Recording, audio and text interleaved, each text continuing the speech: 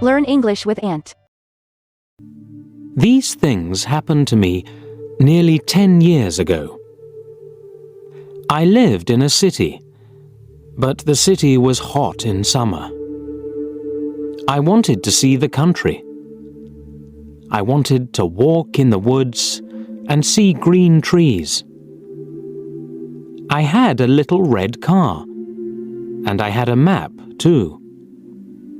I drove all night out into the country. I was happy in my car. We had a very good summer that year. The country was very pretty in the early morning. The sun was hot, and the sky was blue. I heard the birds in the trees. And then my car stopped suddenly. What's wrong? I thought. Oh dear, I haven't got any petrol. Now I'll have to walk. I'll have to find a town and buy some petrol. But where am I? I looked at the map.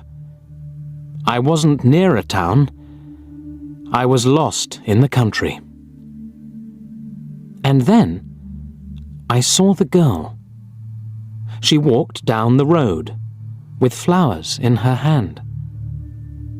She wore a long dress, and her hair was long too. It was long and black, and it shone in the sun. She was very pretty. I wanted to speak to her, so I got out of the car. "Hello," I said. "I'm lost. Where am I?" She looked afraid, so I spoke quietly. "I haven't got any petrol," I said. "Where can I find some?"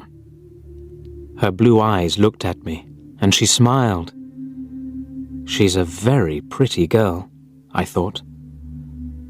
"I do not know," she said. "Come with me to the village. Perhaps we can help you." I went with her happily, and we walked a long way. There isn't a village on the map, I thought. Perhaps it's a very small village. There was a village, and it was old and pretty. The houses were black and white and very small. There were a lot of animals. The girl stopped at a house and smiled at me. "Come in, please," she said. I went in. The house was very clean, but it was strange too. There was a fire and some food above it. I felt hungry then. That's strange, I thought. They cook their food over a wood fire. Perhaps they have no money. I met her father and mother, and I liked them. They were nice people, but their clothes were strange. "Sit down," said the old man. "Are you thirsty after your walk?" He gave me a drink, and I said, "Thank you." But the drink was strange too. It was dark brown and very strong. I didn't understand, but I was happy there. I asked about petrol, but the old man didn't understand. "Petrol?" he asked. "What is that?" This is strange, I thought. Then I asked, "Do you walk everywhere?" The old man smiled. "Oh, no.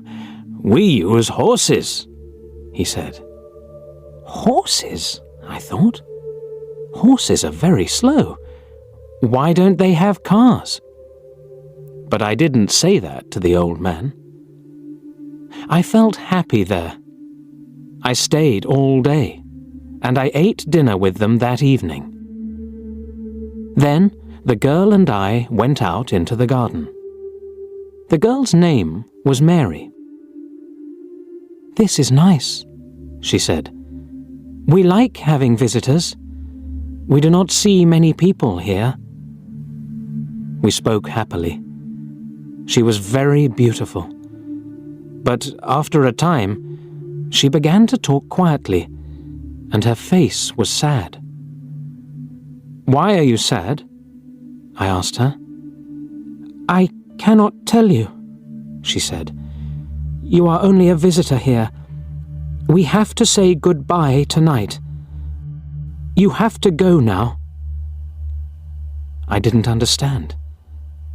I loved her, I knew that, and I wanted to help her. Why did I have to go? But Mary said again in a sad voice, "You have to go. It is dangerous here." So I said, "I'll go to the next town and find some petrol. Then I'll come back." She didn't speak. "I love you, Mary," I said, "and I'll come back to you. You won't stop me." She said goodbye to me at the door.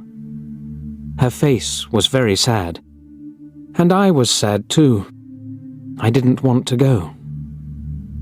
It was midnight.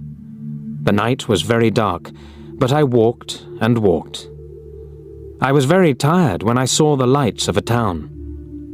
I found some petrol, and then I asked the name of the village. But the man at the garage gave me a strange look. "What village?" he asked. I told him about the village. I told him about the old houses and the people with strange clothes. Again, he gave me a strange look.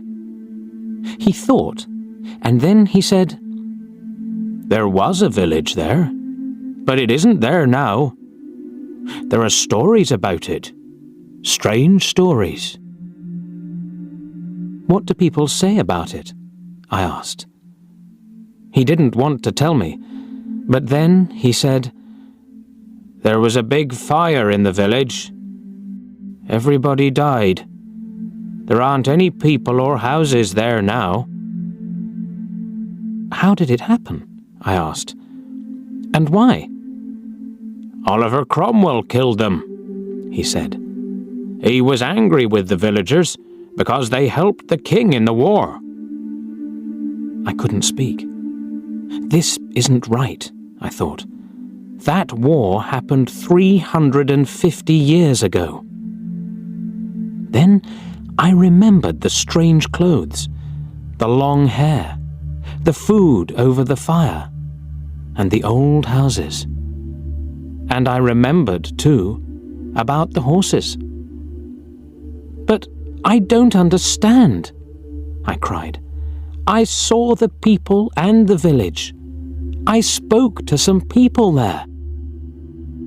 The man looked quickly at me, and then he spoke. "There's an interesting story about the village. For one day, every 10 years, it lives again. But only for one day. Then it goes away again for another 10 years. On that one day, you can find the village, but you have to leave before morning, or you will never leave." Can this be right? I thought. Perhaps it was. Mary said, "You have to go." She loved me, but she said, "We have to say goodbye." She was afraid for me. Now I understand, I thought. I went back to the village, but it wasn't there. I looked again and again, but I couldn't find it. I saw only flowers and trees. I heard only the sound of the birds and the wind. I was very sad. I sat down on the ground and cried. I will never forget that day. I remember Mary, and I will always love her.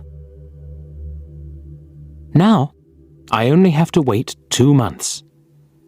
The village will come back again. On the right day, I will go back.